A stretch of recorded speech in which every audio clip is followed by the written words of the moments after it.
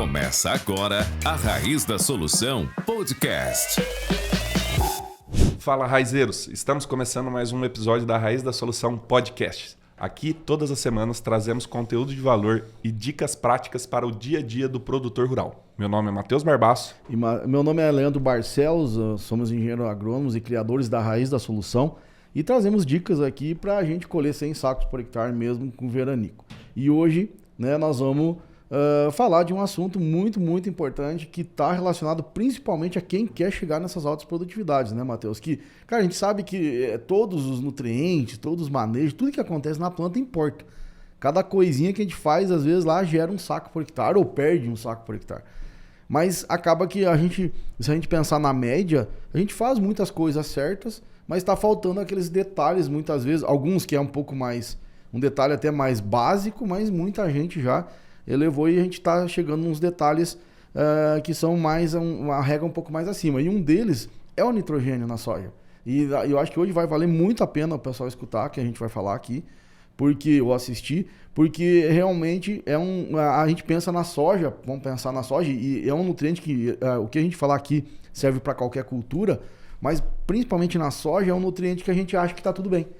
Né? Que a gente acha, beleza, a planta se vira, né? Que a gente vai falar de nitrogênio, né? Que é um nutriente mais extraído e exportado na soja, e a gente acha, não, a FBN se vira, os Rizobio se viram, e na verdade hoje a gente está vendo que não é bem assim, né, Matheus? Sim, não, perfeito, Leandro.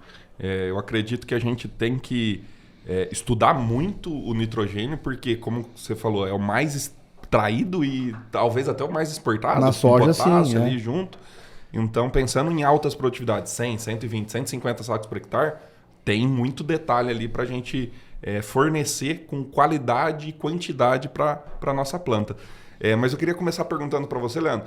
Então, você está me dizendo que eu tenho que aplicar ureia na soja? Hoje daí essa é a grande... acho que é o grande dilema, né? O grande controvérsia, porque a gente tem a tendência, de forma geral, no nosso país, pensa que colocar nitrogênio na soja seria um fator que então estaria tudo resolvido o problema, né? Porque pega americano, né? Americano geralmente nos Estados Unidos eles fazem isso, mas lá é um outro custo, é um outro manejo, é um outro solo, é tudo diferente, né? Por isso que eu falo que nós aqui brasileiros a gente consegue produzir muito bem nos Estados Unidos, mas americano, se eles vier para cá é uma dificuldade muito grande, né? Sim. É mais ou menos igual trabalhar solo argiloso, solo arenoso. Mas então, é justamente isso que a gente quer falar, é que dependendo ao nível de produtividade que nós queremos e dependendo do que está acontecendo com o clima, às vezes o nitrogênio até ajuda a soja, mas soja de 60, 70 sacos por hectare. Soja que eu penso a gente está querendo colher 90, 100, 110, 120, né? Aplicar ureia ou aplicar nitrogênio, que seja qualquer fonte de nitrogênio, no sistema, inclusive algumas novas que estão vindo, que a gente vai testar aí, que é o nitrogênio líquido e tal, e a gente vai aprender durante esse ano, não é esse o jeito certo de fazer. É nós trabalhar justamente o tema aqui do nosso podcast hoje, é justamente trabalhar nitrogênio no sistema. E daí é aquela história, nós vamos falar hoje a importância disso e como a gente faz isso. Por isso que é importante assistir ou escutar até o fim aqui, porque a dica vai ser bem valiosa. E uma dica, né, Matheus, que dá para ser utilizada já nessa próxima safra 24-25, pensando na safra e na safra do ano que vem já, que talvez a gente testar esse ano, já vai nos trazer muito conhecimento. Nós não podemos perder esse ano sem testar essa nova maneira de ver, né, nitrogênio, que a gente já vem trabalhando e olhando isso há uns 2, 3 anos, e a gente fala sempre, né, junto que aprendemos algumas coisas como dado científico lá com o professor Alencar Zanon, com o professor Nicolas Cafaro, com o professor Caviglia e tal, que a gente viu que eles têm dados já desde 2017 mostrando isso, né? E é o que a gente vai discorrer aí durante o nosso podcast, e vale a pena muito perceber, tentar entender o que a gente vai querer passar aí pro pessoal, né? Perfeito. E aí eu queria só deixar claro aqui para a turma o que é o sistema que a gente fala, né? Então é o sistema solo, é o que a gente pode fazer numa condução de vários anos e não só parar de pensar numa safra, mas ao longo do tempo para aumentar a disponibilidade desse nitrogênio para a cultura da soja quando ela estiver plantada. Isso a gente está falando também de FBN, a gente está falando de matéria orgânica palhada. Exato. E estamos falando também do nitrogênio mineral que está naquele solo, nitrato, amônio. Então, são tudo isso sendo fontes de nitrogênio para essa planta. Mas antes da gente entrar nesses processos, como melhorar isso, eu queria que a gente focasse um pouco mais na importância do nitrogênio na planta. Porque, como a gente fala, né? Primeiro entender a importância para dar importância para aí a gente colocar em prática depois. Você vai falando e depois eu complemento se eu lembrar de mais alguma coisa, mas quais são as principais funções do nitrogênio nas plantas? Vamos pensar, Matheus, hoje, para mim, o ponto-chave, né, do nitrogênio, porque não tem como a gente dizer uma coisa sem a outra coisa, né? Tudo junto. Mas para mim, hoje, o primeiro ponto é o nitrogênio na formação da clorofila. Ali começa tudo, né? Então, nós sabemos que temos 4 íons de nitrogênio, um de magnésio no central. Pronto. Isso aí é uma molécula que é responsável por absorver a energia do solo. Então, clorofila hoje é o primeiro ponto. Beleza. O que são os outros pontos, né? Na verdade, no final das contas, tudo gira em torno de proteína, né? Então, aminoácidos, né? Proteínas. Porque a planta como um todo, seja uma planta de milho ou seja uma planta de soja que, né, tem diferença de teor de proteína, mas todas precisam de proteína. E daí vamos lá pensar assim, enzimas. A gente fala tanto de enzimas, né? Enzimas, antioxidantes, enzimas, tudo é enzima, que tudo enzimas catalisam, né, as reações químicas para se tornarem mais rápidas, mas só que uma enzima é uma proteína. A gente fala muito de hormônio, falamos de citocinina, auxina, tudo é proteína, né? Na verdade, no final é proteína. Então, o nitrogênio está nesse esquema. Por quê? Porque são aminoácidos, né? Se nós pensar desde as bases genéticas do DNA, que você fala muito até numa aula, e nas coisas assim, pô, aquilo ali também é nitrogênio. Então, por isso que ele é requerido em grande quantidade, né? Normalmente, são uma ou outra cultura aí que requer um pouquinho mais de potássio, como a cana e tal, mas o restante, todas as culturas são muito... A quantidade de quilos por hectare de nitrogênio é muito importante. Por quê, então? Essa história, a rubisco, por exemplo, uma outra enzima, né? Uma proteína que capta o gás carbônico. Então, cara, para mim hoje, entender o nitrogênio e dar mais importância para ele está correlacionado com tudo isso aí. Porque sem um DNA, sem uma clorofila, sem uma rubisco, né, sem os aminoácidos que acabam virando tudo isso aí, sem nitrogênio, né, Matheus, não funciona. Perfeito. Eu só vou reforçar que é o seguinte, a gente fala, né, tudo na planta é aminoácido ou proteína, mas na verdade não é que tudo é na composição química ali, mas para formar um carboidrato precisou passar por várias enzimas. Exato. Então, sem as enzimas não forma nada. Não forma parede celular, não forma membrana, não forma nenhuma molécula dentro da planta se ela não grudar lá, né? Então, pensando na formação de um aminoácido, é uma própria enzima, então para qualquer coisa vai ter que passar num processo enzimático. Senão não vai funcionar, né? Não vai... Exatamente. E a base de tudo isso são os aminoácidos.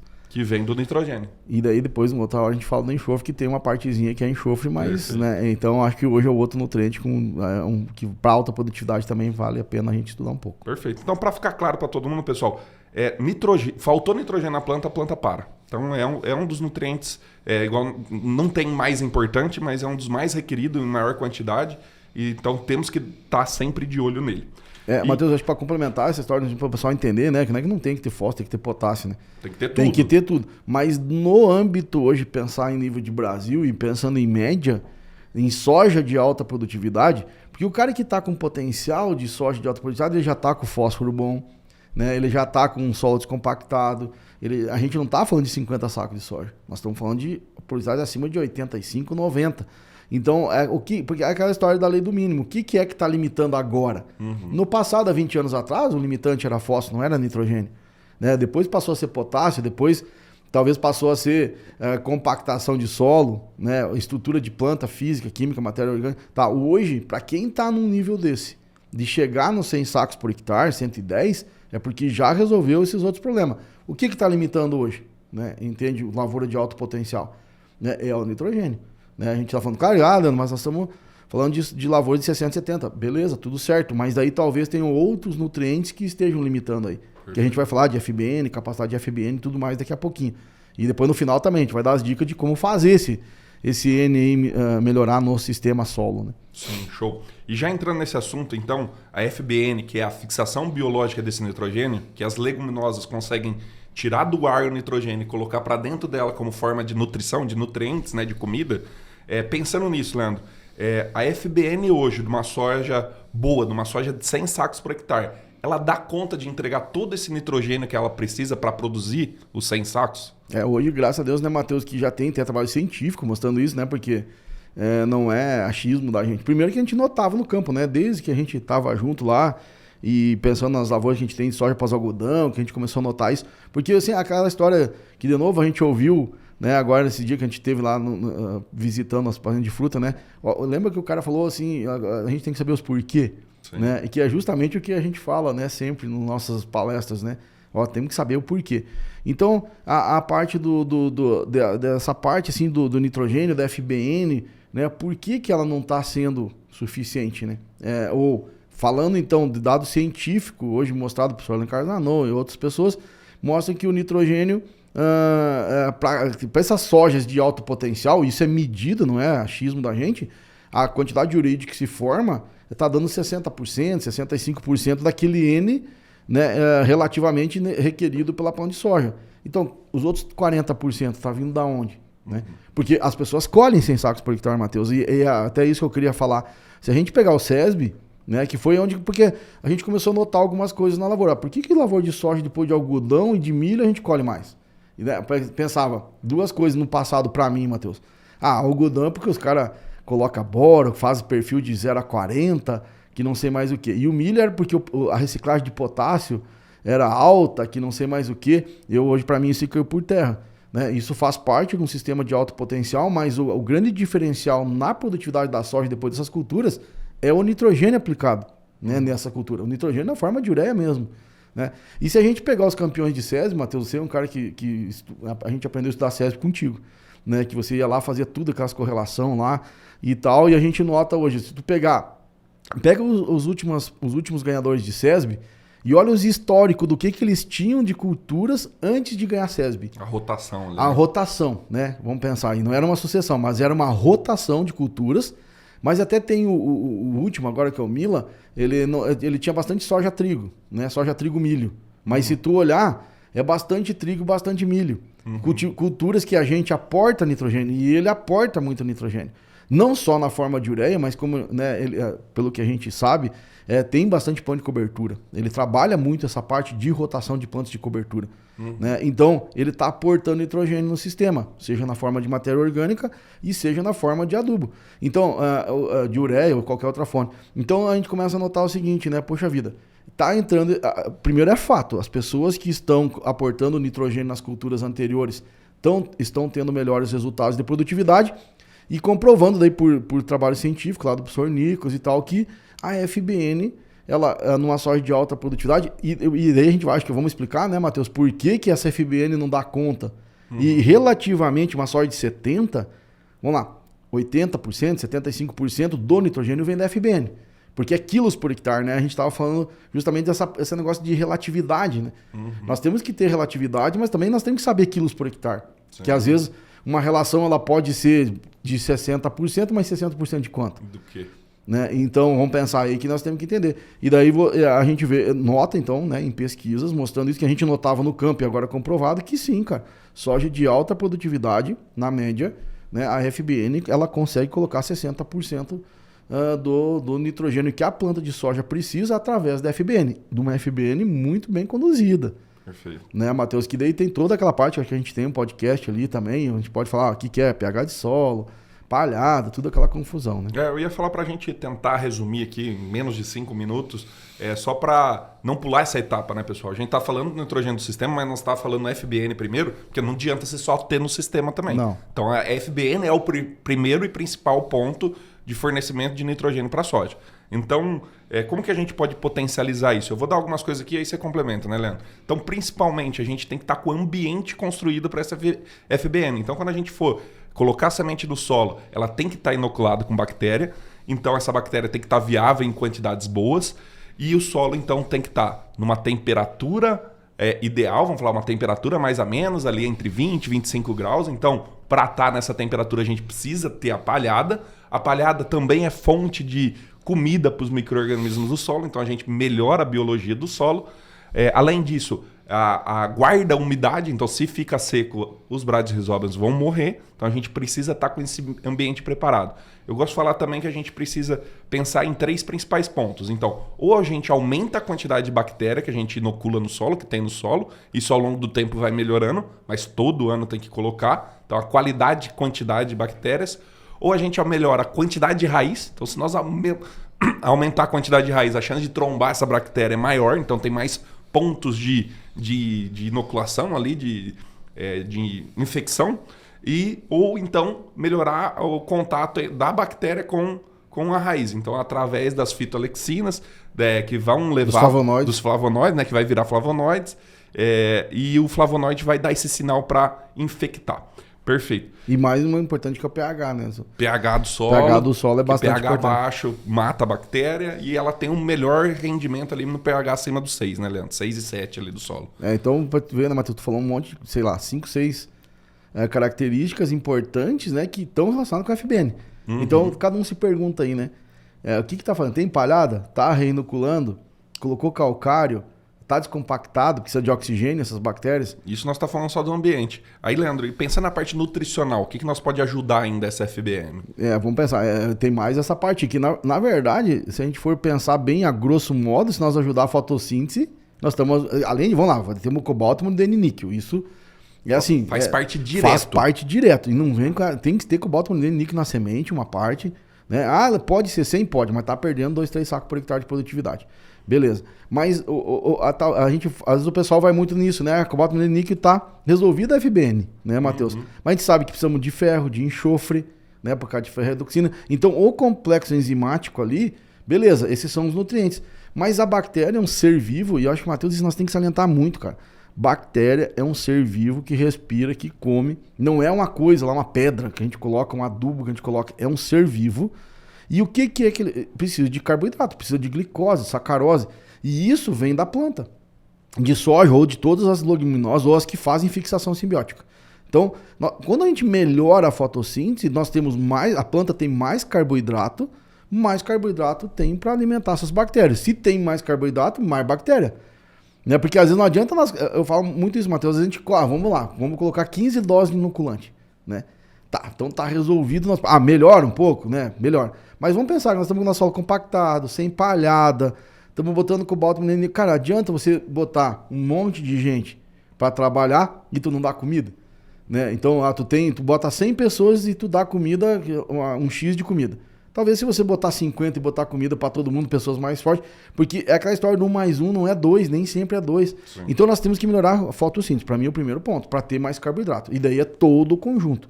Porque, agora especificamente, né, na FBN, Matheus, como tu falou, a nutrição é fundamental.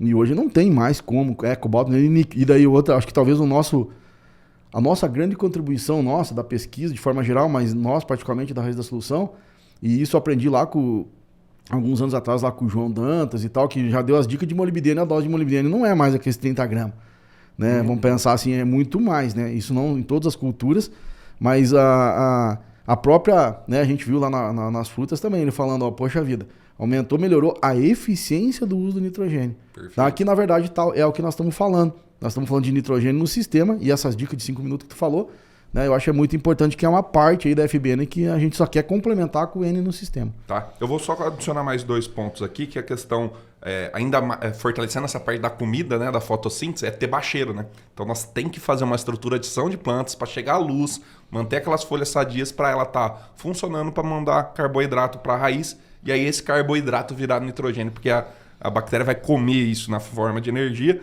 E um outro ponto que eu ia complementar também é o enxofre, né? Então, para assimilar esse nitrogênio na forma de aminoácido, depois na forma de proteína, se faltar enxofre para o processo, não assimila. Então a gente perde muita produtividade com isso. Tu já viu que já juntou tudo, né, Matheus? Porque tu falou bacheiro, o que tem que ter?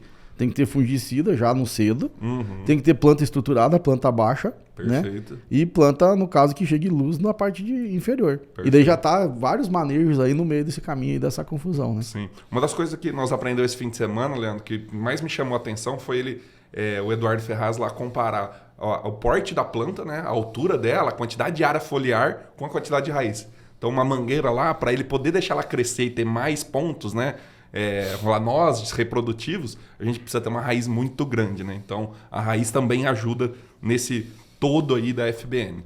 Com certeza. Raiz é a solução, Matheus, não tem chance. Não tem como. E aí, voltando agora forte para o nitrogênio do sistema, agora, vamos especificamente entrar nesse ponto, que é o principal ponto hoje do podcast. Se a gente, na minha cabeça, né, se a gente fosse dividir nos dois principais pontos que a gente tem que melhorar, matéria orgânica ou a adubação de sistema, né? Eu acho que se a gente pegar esses dois pontos, eu acho que nós estamos falando de 95% do que a gente consegue realmente melhorar esse nitrogênio do sistema. Então, o que a gente pode estar falando mais sobre matéria orgânica, palhada, mix de cobertura, Leandro? Que pontos que nós pode estar analisando nisso? Beleza, Matheus, acho que esses 5% aí hoje que tu deixou para trás aí, a gente podia falar nessa nova linha de microbiológico, né? Porque tá chegando algumas bactérias ainda muito em teste e tal, que elas conseguem fazer ajudar, né? A fixação, né? Pega o próprio azospirilo, mas tu pega hoje alguns produtos no mercado aí que estão na folha, que a hora dá certo, a hora não dá, mas é o início, né? Vai evoluir esse tipo de situação. Então, talvez, né, que na verdade bactéria, FBN não deixa de ser uma bactéria, né? Mas terão outros novos tipos hoje de bactérias que vão ajudar e vão ajudar muito nesse sistema. Mas beleza, isso é pro futuro, né? Por isso que eu digo que 100 sacos por hectare, Matheus, daqui 10 anos, vai ser moleza, desde que a pessoa o agricultor tenha solo. Mas então vamos lá. Eu acho que a gente tem que fazer um primeiro ponto, que é a matéria orgânica, né, que isso ela é fundamental e teoricamente seria a parte mais correta, né? Vamos pensar assim, você tem 4, 5% de matéria orgânica no teu solo, então você tem N no sistema, né? Não precisa você adubar nada, mas tu tem que manter, né, matéria orgânica no solo. Como é que tu mantém matéria orgânica no solo? Planta de cobertura, né, e a própria palhada de qualquer outra coisa, porque matéria orgânica é carbono, hidrogênio, oxigênio, nitrogênio, fósforo, enxofre, né, boro. Então, você tem que estar sempre tendo nitrogênio para você manter matéria orgânica. Daí seja a parte do ciclo, né, que a gente tem hoje, todo esse ciclo de nitrogênio é feito por bactérias. Então, vem da chuva, vem dos raios, né? A chuva hoje traz nitrogênio, os raios fazem nitrogênio cair no solo também, então tem várias fontes. Mas então manter essa matéria orgânica no solo é importante, né, para ela poder ir fornecendo e ciclando. Tá? Como é que tu faz isso? É com planta de cobertura. Porque a gente consegue, talvez no cerrado, é isso que eu tenho diferenciado um pouco, Matheus, e também ouvi a tua visão sobre isso, porque a gente fazer matéria orgânica, pegar mais no sul do Brasil, pegar São Paulo para baixo, ali sul de Minas talvez, é um pouquinho mais fácil, porque você tem chuva teoricamente o ano todo. Então você consegue implantar mix de planta de cobertura, por exemplo, que realmente cresçam e dê massa seca suficiente, né, para que realmente retornem esse nitrogênio. No cerrado, para mim, claro que temos indo no Mato Grosso, que chove um pouco mais, mas hoje pegar Nordeste de forma geral, a gente não tem água suficiente, não tem mês de chuva assim que você consiga implantar uma crotalária, implantar um trigo morisco, algumas outras culturas, né? Um nabo, por exemplo, uma ervilhaca. Já pensou se desse certo uma ervilhaca aqui no Nordeste, né? Ou no Centro-Oeste? A gente coloca, mas não temos água para isso. Por isso que eu falo que a gente tem que plantar a braquiária como fonte de carbono, em muitos casos, e adubar a braquiária com nitrogênio mesmo, né? Eu não consigo enxergar outra saída, né? Então, beleza, a gente consegue fazer mix, perfeito, não tem problema, seria a saída para tudo, mas não consegue estabelecer lavouras de mix em 100% da fazenda. Então, uma parte da fazenda a gente faz um mix, aquela que colheu bem no cedo, que vai pegar chuva. Então vamos plantar um milho com crotalária no meio, a gente tem como manejar tudo isso, né? Trigo morisco e tal. Beleza, então eu acho que esse é o primeiro ponto, tá? Matéria orgânica, dessa forma, planta de cobertura.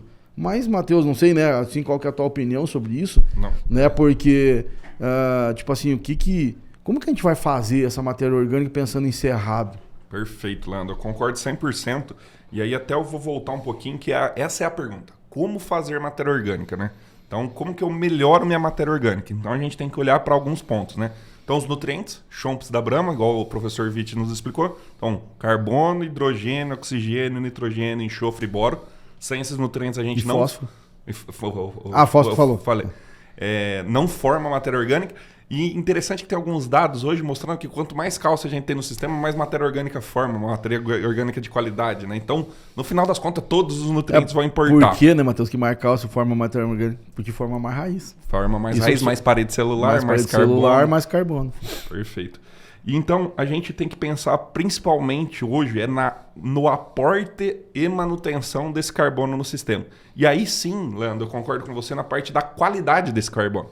Então, a qualidade e quantidade, porque só um não adianta. Nós temos uma tonelada lá de um carbono bom, talvez não vai fazer matéria orgânica. Ou também talvez ter 20 toneladas de um carbono ruim, também ele não vai se decompor. Então, com certeza, essa jogada aqui no Cerrado de colocar uma braquiária, fazer um aporte grande de toneladas por hectare de palha e aí aportar o nitrogênio de forma externa, é uma das formas mais rápidas, talvez, de se construir essa matéria orgânica. E acho que só fazendo uma adendo, Matheus, isso que é importante, o que é carbono bom, carbono ruim, é tipo lignina. Perfeito. Quanto mais complexo, né, lignina, fenóis, quanto mais complexa a estrutura de carbono, mais difícil dos micro-organismos. Mais matéria orgânica forma. Mais matéria orgânica forma. E aí que eu entro nesse ponto. Então nós temos que decompor também esse material orgânico para virar matéria orgânica. Exato. O material orgânico é uma fruta que você deixou lá em decomposição. Matéria orgânica é depois que já virou matéria orgânica, né? Matéria orgânica, né? E depois, para manter esse carbono no sistema, aí eu vejo a grande diferença do sul e do cerrado para cima, que é temperatura. Então o sul tem uma temperatura mais amena e tem mais água durante o tempo todo. Nós aqui é mais quente, não tem tanta água para fazer todo o tempo a gente ter palha ali crescendo no sistema, né? A braquiária a gente consegue fazer, mas ela chega a um certo ponto que acaba a água, que ela trava, né? Ela para de crescer. E o outro ponto fundamental é o não revolvimento do solo. Então, a gente não revolver esse solo, a gente não degrada essa matéria orgânica e não perde para o sistema, né? Acho que esses são os principais pontos que todo mundo tinha que estar olhando para conseguir melhorar essa matéria orgânica para tentar acelerar o processo, né? Porque na teoria, né, se você não fizer nada, você tem que fazer 10 anos de 10 toneladas por hectare de braquiária para aumentar 1%, né? Exatamente, Matheus. Então, eu vejo assim, que o agricultor, de forma geral, tem que buscar isso, tem que ter um foco nisso, né? Porque, eu vou fazer esse ano que vem, acho que não sei se deu certo. Não, cara, ou foca nisso, foca na palhada todo ano, independente de onde é que ele estiver no Brasil, ou no Paraguai, onde é que ele estiver, ele tem que focar em palhada. Não, e tem 1 milhão de benefícios além do nitrogênio. E né? tem 1 milhão de espécies para você fazer, basta focar, né? Querer, porque sim, aqui mesmo que na Bahia que é difícil, a gente tem lavouras aqui que acabou, 5 mil hectares, acabou de colher a soja, tem braquiária em 100% da área. Claro, anos mais difíceis, anos mais fáceis, né? Ano passado que foi difícil pra gente, né? Mas consegue. Então, esse é um ponto pra gente ter. Só que tem um ponto importante, Matheus, que quando a gente tá em 1,5 e a gente tá querendo chegar em 3, a matéria orgânica, né? Só pra gente falar, não é fonte de nutriente, ela é dreno de nutriente. Uhum. Por isso que a gente tá colocando boro, a gente tá colocando cobre, o próprio nitrogênio, e a planta ainda, o solo ainda não tá devolvendo. Tipo, ele tá imobilizando mais que mineralizando. A hora que chegar em 3, 3,5, aí o sistema ele dá e recebe ao mesmo tempo, e daí você chega em alta produtividade. Por isso que hoje a gente busca, né, que é o nosso próximo ponto aqui, é falar de N na adubação, daí que a gente vai conversar agora, né? Perfeito, Leandro. Então, pensando agora no segundo principal ponto, né, a gente então comentou rapidamente da microbiologia, que é aquele 5%, a matéria orgânica que vai nos dar bastante nitrogênio, e agora o último ponto que a gente precisa melhorar no solo é o nitrogênio na forma mineral, né? Vamos falar assim, nitrato e amônio principalmente, acho que 99% vai estar nessas duas formas, no solo. Então, pensando em amônio, a gente está falando mais na parte superficial, onde a CTC atua realmente nele ali, e o nitrato mais na parte 20, 40, 40, 60, até a profundidade daquele solo. Pensando nisso, Leandro, e aí eu gostaria que você comentasse, que nós convive muito, né? Eu vejo muito palestra, a parte que você fala de aumentar a adubação nitrogenada no milho, no algodão, pensando em ter um pequeno aumento de produtividade, mas sim, principalmente pensando no residual desse nitrogênio para o sistema, né? Matheus, eu acho que para mim, eu vejo hoje assim, a saída mais rápida para a gente ganhar dinheiro. De novo, vamos focar na matéria orgânica, tá? Beleza. Mas colocar nitrogênio no sistema, na verdade, é formar matéria orgânica também, porque talvez as pessoas não entendam que para formar matéria orgânica precisa de N. De onde que está vindo esse N? Então, é aquilo que tu falou, não adianta a gente ter carbono, beleza, nós temos lá carbono, vai lá, aveia ucraniana, braquiária, pânico, beleza, estamos cheios de carbono, Beleza, mas cadê o nitrogênio para formar matéria orgânica? Porque precisa dele, né? Então, a gente está aportando da onde? Não tem. E por isso que nós temos que colocar. Eu não vejo outra saída, é isso, simplesmente não tem que fazer.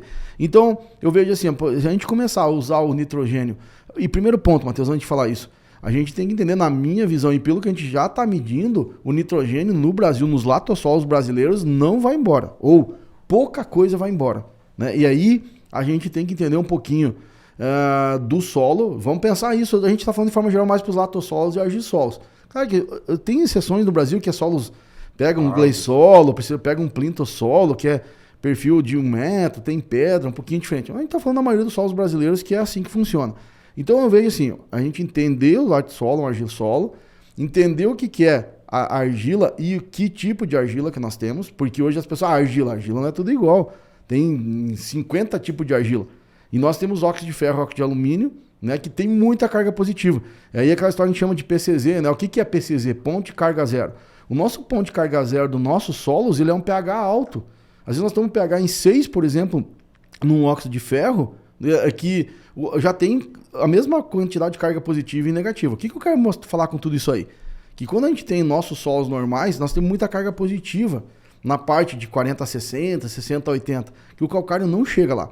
Na verdade, lá, se nós for fazer mesmo a análise, nós estamos com mais carga positiva do que negativa, porque o nosso pH está em 5, ou né? menos. Ou menos. E daí vem toda a diferença, que quem tem alta potência, às vezes o cara tem pH 2 metros, pH de 5,5. Então top, né? Vamos pensar, tem mais que CTC.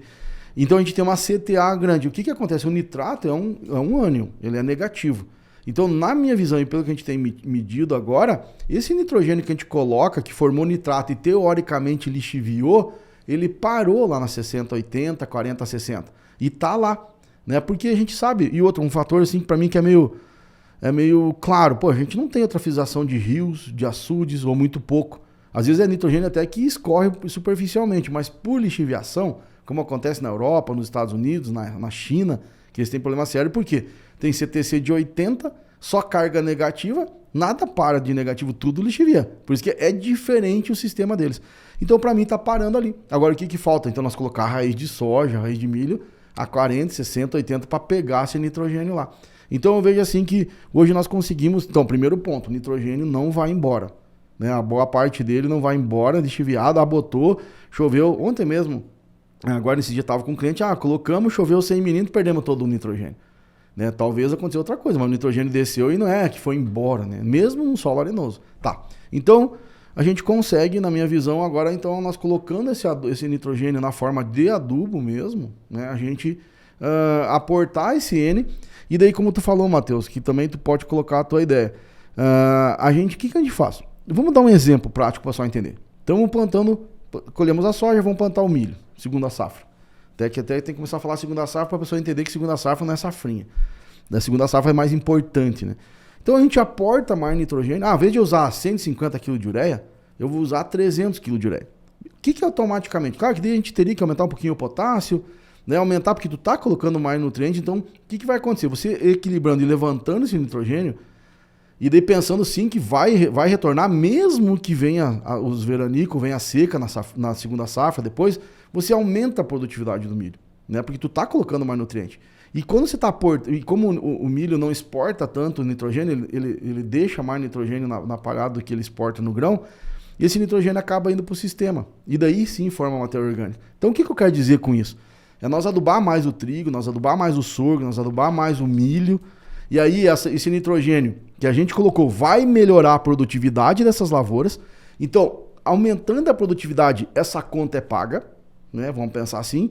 Não é a soja que tem que pagar, é a própria cultura vai colher mais e vai pagar esse nitrogênio a mais que você colocou. E daí quando isso decompor, vai sobrar para a soja. E é por isso que eu vejo assim, aqui eu falei lá, os campeões de SESB, eles têm as culturas anteriores, 3, 4, tem muito trigo, muito milho, mandioquinha, citros, pode olhar lá, entende? E pega as pessoas que colhem, mas tem esse tipo de sistema lá de adubação no sistema que a gente tem tentado provar, e estamos tendo bastante teste a nível de Brasil. Pega os 10 hectares lá e faça nitrogênio, mas não só o nitrogênio, né? Faça o potássio, porque senão há desbalanço, daí vem praga, um monte de coisa. Aquela história toda que a gente tem nas aulas lá da Rede da Solução. Mas eu acho que aí é uma maneira, Matheus, de a gente contornar a nossa deficiência de matéria orgânica. Né? E a gente adubar esse sistema e primeiro entender então que não perdemos nitrogênio por lixiviação e que essa conta é paga por essa cultura braço direito da soja. Né? Porque eu vejo assim hoje, pensando, tira fora o algodão, mas mesmo assim ele é um braço direito para a soja. O restante das culturas ela tem que ser braço direito para a soja. Porque é a soja que paga a conta a nível de Brasil. Então se nós começar a adubar, a aduba a aveia ucraniana, né? Vai lá, experimenta colocar 100 kg de ureia ou 40, 50 kg de N. Eu acho que está na hora de a gente experimentar fazer isso e prestar atenção na soja depois. Né? Claro, uma soja de alto potencial, né, Matheus? Perfeito. Mais ou menos por aí. Né? E depois a gente pode falar, tem dados hoje, daí acho que vale a pena a gente falar depois, é ciclo de soja que fica ciclo dependente, né? Quanto mais precoce uma soja, mais dependente do nitrogênio no sistema. Perfeito, Leandro. Concordo 100%. Tentar resumir um pouquinho aqui, Isso. é tipo assim, gastar 20, 30 sacos a mais de milho para colher 20, 30 sacos a mais de milho. Empatou. Uai, saí no prejuízo, eu gastei mais e então saiu no 0-0, meu risco aumentou. Não, sobrou adubação, sobrou nitrogênio, sobrou muita coisa para a soja. E a gente fala muito dentro do curso, né, do SPP, que é o Sistema Potencializador de Produtividade. Ou seja, toda cultura potencializa a próxima cultura. Então, é a soja potencializando o milho com a braquiária, sobrando braquiária que vai potencializar a soja, depois pode pôr trigo. Entra no ciclo virtuoso. Ciclo virtuoso e uma cultura melhora a próxima e não piora a próxima, né? É esse que precisa ser o ponto. E a gente gosta de fazer isso tanto na cultura comercial, ou seja, vai retornar dinheiro para nós vai melhorar o sistema, ou então, tô só com braquiária. Não tenho renda da braquiária. Beleza. Põe na braquiária também, porque aí sim você vai ter 5, 10, 15 sacos a mais de soja e aí sim você vai ver valor naquilo que você está colocando.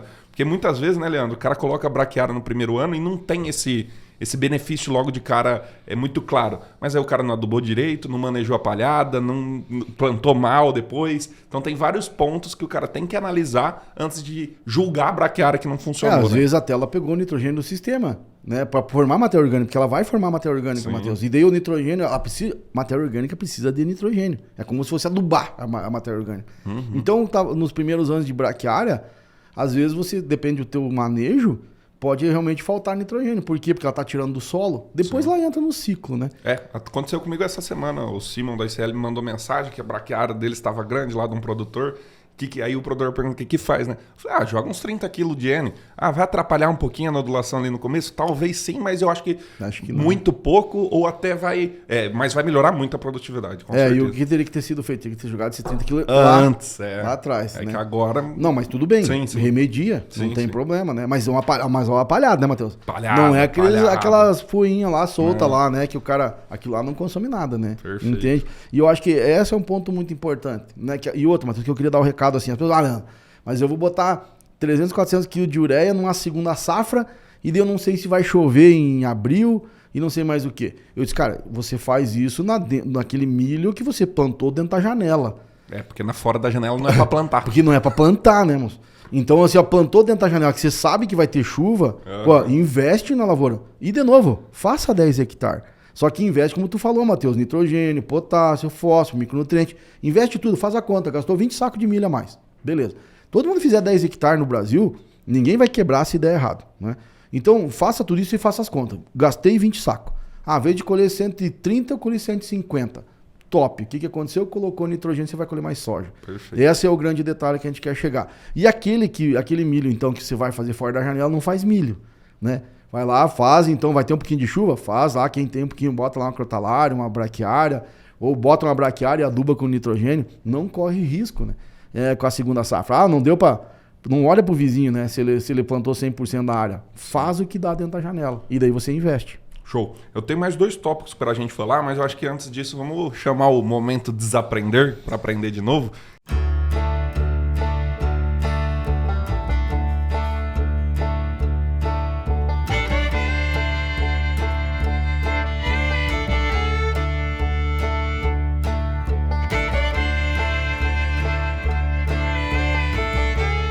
E eu acredito que teve bastante aprendizados esse fim de semana, até para contextualizar a turma. A gente estava em Petrolina e tivemos muitos aprendizados de uva e manga para a gente pegar a tecnologia, fisiologia e linha de pensamento que eles fazem lá e trazer para a soja. Então, até para você que assiste nós e não planta soja, é importante esse intercâmbio de conhecimento, de informações de outras culturas. Então, Leandro, o que você pode dizer, ou pode ser de nitrogênio ou de qualquer outra coisa, que você desaprendeu e aprendeu de novo? Ah, beleza, cara. E de culturas que estão um nível acima da gente, né, Matheus? Acima de nós. Não adianta ir para baixo, né? Não adianta nós ir lá, cultura lá que ninguém faz nada, né? Nem sabe o que é hormônio, né? Sim. Não, na minha, Matheus, acho que uma forma de, sei lá, o que eu desaprendi mesmo, e eu aprendi novamente, foi muitas formas que eu imaginava que eu estava medindo, ou algumas coisas que a gente utiliza para medir, por exemplo, quantidade elétrica, extrato de saturação, né? A gente sabia e tal, mas achava que aquilo não estava tendo mais utilidade. Para mim, o grande aprendizado lá é que a gente pegar a solução do solo, que tem como facilzinho, baratinho, né? Para a gente pegar aquela solução e mandar analisar, né? E daí você pode, na hora, ver condutividade elétrica, por exemplo, né? Que vai te dar um indício se você está adubando certo, adubando errado, principalmente no irrigado, né? Mas no sequeiro também. Então, para mim, acho que o grande momento de aprender hoje, apesar de ter em outros, que a gente vai falar nos futuros podcasts, mas eu desaprendi algumas maneiras que eu media, né? O sistema como um todo, né? Uhum. E eu vi que lá, né, se mede mesmo de verdade, né? Vamos pensar, acho que até se fazer um resumo, acho que podia ser assim. A gente achava que media, né? Uhum. E eu acho que assim, então eu desaprendi, eu acho que a gente tem que medir muito mais. Como lá, análise dos esporos, né? Diariamente, olhado com microscópico. Vê todo dia o que está entrando de esporos de fungos na lavoura, todo dia. E se você pensar, é um microscópio e alguém que saiba ver, né? E outra, tu pode mandar, coleta... A gente, mas eu não tenho laboratório na fazenda. Coleta toda semana, bota o aparelhinho, coleta toda semana e manda pro laboratório. Então, Matheus, acho que eu desaprendi que eu achava que eu media, né, muitas coisas, como a gente fala de seiva, de pecíolo e tudo. Cara, a gente tem que medir muito mais. O meu tá na mesma linha, Leandro. Eu ia falar do medir, mas aí eu vou só se aprofundar um pouco mais. A confiança no resultado, né?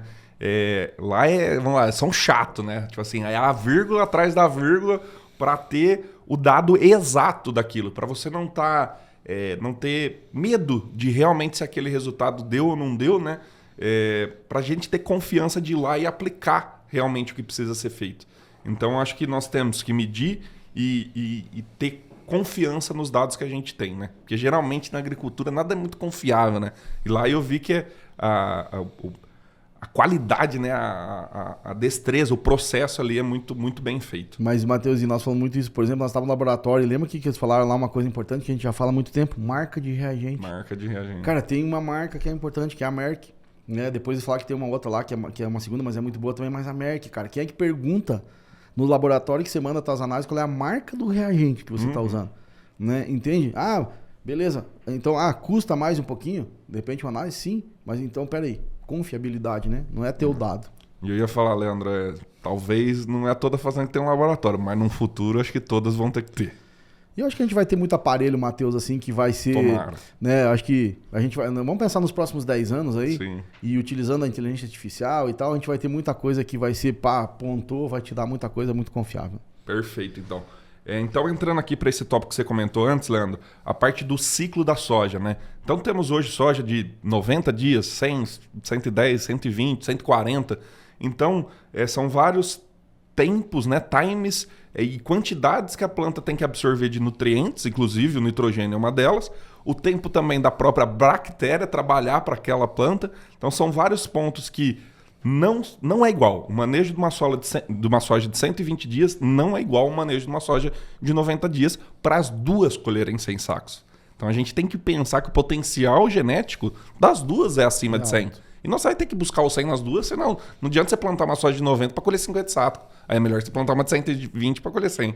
Então, pensando no nitrogênio mais especificamente, nós poderíamos falar de vários pontos desse manejo de duas sojas de ciclos diferentes, mas no nitrogênio, o que a gente tem que cuidar quando a gente fala de ciclo de soja, né? Matheus, bem importante isso. E eu te falo o seguinte, talvez a única cultura que seja uma segunda safra, que para mim daí tem uma importância maior que a soja, é o algodão. Né? Que teoricamente, então, ela é uma segunda safra, que teoricamente a soja é a safrinha. Né? Isso no Mato Grosso, Isso né? no Mato Grosso, que tem safra e safrinha. Né? Na Bahia não, onde planta safra, só safra, tudo certo. Aí ajuda, mas o que eu quero, por que eu tô falando isso? Porque o restante, e daí o próprio algodão, por que a gente colhe mais soja depois do algodão? Porque justamente tem um manejo de nitrogênio pesado no algodão, que exporta muito pouco e sobra para soja. Então tá. Mas daí, né, vamos lá. E aí vem a importância, Matheus, desse vamos lá, ciclo de soja, né, quantidade de dias entre a germinação e a colheita.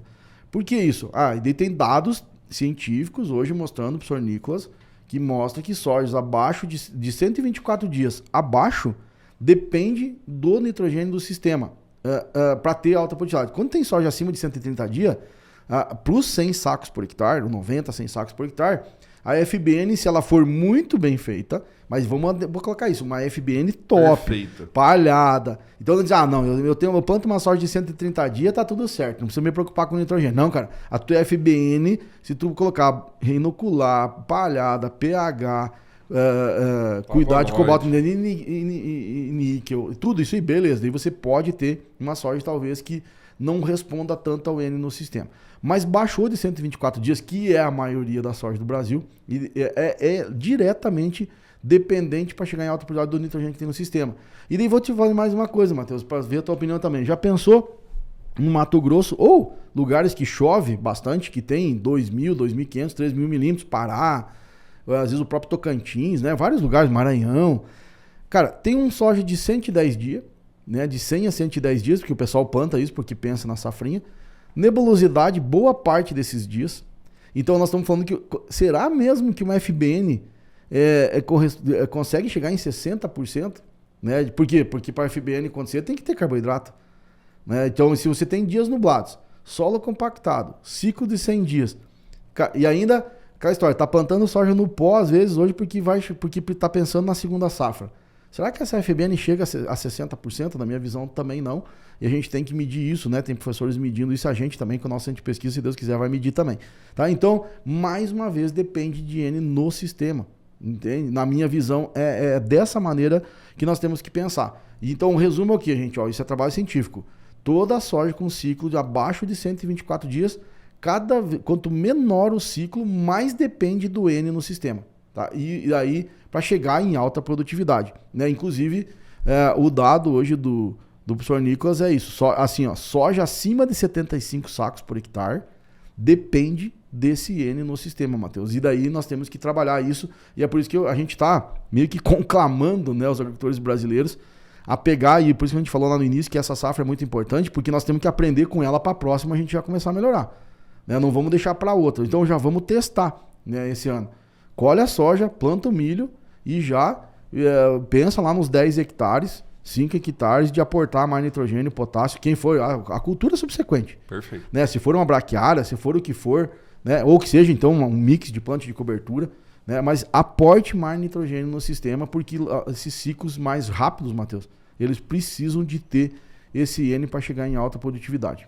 Perfeito, Leandro. Vou fazer uma continha rápida aqui com a turma. Vamos falar assim, hoje com os dados mais recentes, nós devemos tranquilamente nessas sojas mais novas e de alto potencial, e pensando nos 100 sacos, que para 100 sacos, né, 6.000 quilos, precisaria de pelo menos 100 kg de nitrogênio por tonelada. Ou seja, nós precisaríamos de 600 kg de nitrogênio tranquilamente na falando. Média, vamos falar sim. assim, um pouquinho mais, um pouquinho menos, nós podemos chegar até uns 800 quilos. Se a gente pensa numa soja de 90 dias comparado com uma soja de 130 dias, vamos tirar os 20 dias iniciais, que ela nem tem raiz, não está nodulando. Vamos tirar os últimos 20 dias que ela já degradou a raiz. Então nós estamos falando que ativamente aquela planta está absorvendo nutriente e está fazendo FBN 50 dias na de 90 e 90 dias na de 130. Então nós estamos falando de uma diferença de 80% de dias.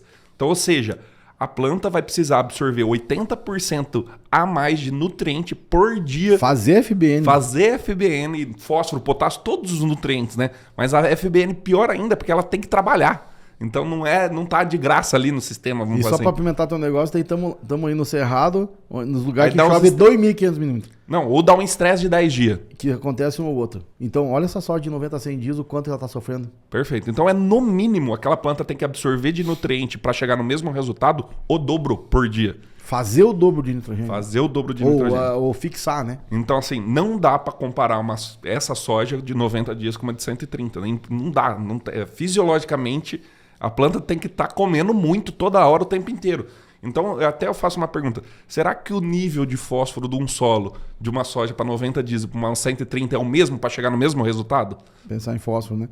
Porque ela vai ter que absorver o dobro de fósforo. E agora, Matheus, vamos pensar assim, vamos pensar com o agricultor, beleza, mas vamos lá, todo mundo quer fazer a segunda safra. Certo. Então eu não vou colher 100 sacos por hectare. Olha bem o que nós temos que falar. É justamente o que nós estamos falando. Você pode colher uma soja de 100 dias, 100 sacos. Pode. Desde que você tenha nitrogênio no sistema. Perfeito. Então, faça isso, né? E aí, entrando pro meu último tópico, Leandro, que eu queria que abordasse, porque é o seguinte, isso não está acontecendo.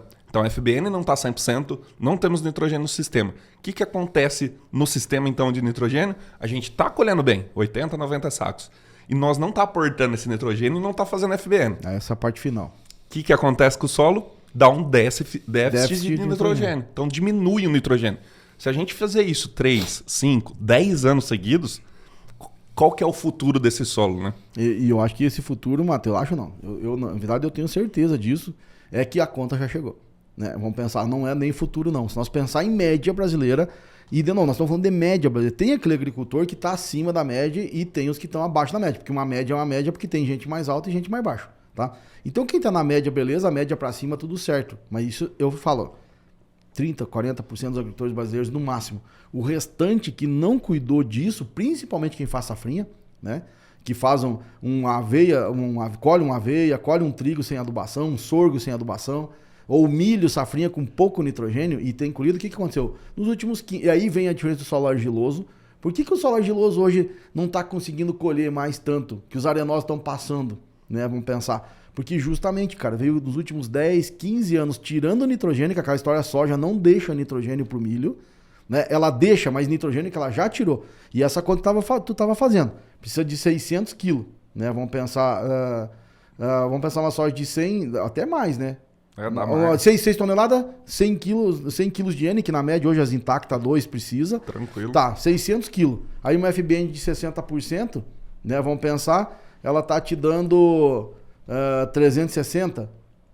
Isso. Né? Vamos dizer 60% de 600, é isso aí. Entende? Isso. Tá faltando 240. Tá, onde é que tá vindo isso? Algum lugar tá vindo. Tá vindo sol. Daí o que acontece? Foi tirando. Porque daí o milho exporta nitrogênio e foi tirando do sistema. Pode ver que as nossas matérias orgânicas do Brasil inteiro não sobe. Porque, de novo, matéria orgânica não é só carbono, é nitrogênio, fósforo. Entende? Então veio paga e agora a coisa piorou. Por que a gente não tá conseguindo? É muito dependente de chuva e tal, né? Porque um ano que chove bem, aí de repente faz um pouquinho mais de carboidrato, a FBN funciona um pouquinho melhor e tu colhe 60, 70. Né? Mas não passa disso também.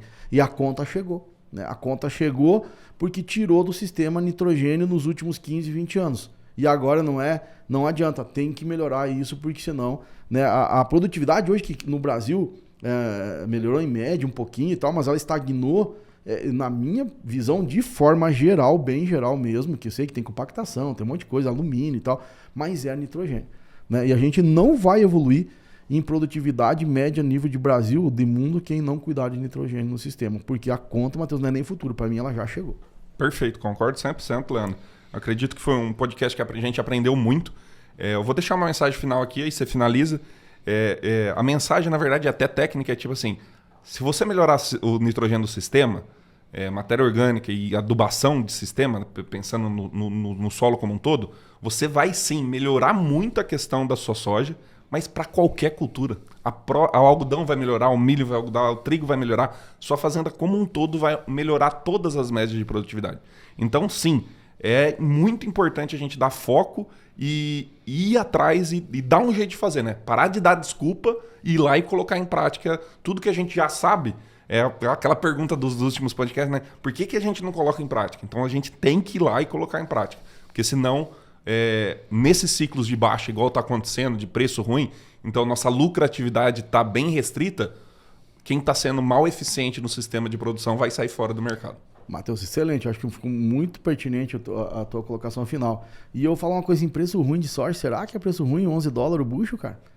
10,50, Matheus? Isso não é preço ruim de soja, não, cara. é um preço médio, né? Vamos falar assim, não é um preço top de 13, 14, Sim. mas preço ruim de soja é 8 dólares o bushel. Isso é preço ruim. Então, aquela história, a coisa pode piorar, né? Então eu vejo o seguinte, eu acho que contribuindo com a tua mensagem, Matheus, eu acho que é isso, ó. Eu acho que fica aí a ideia das pessoas, nós temos uma safra chegando pela frente, mas lembra daquele negócio, Matheus, que tu mesmo falou lá, quem que é o agricultor que tem sucesso dentro da Rede da Solução? É quem tem visão a longo prazo.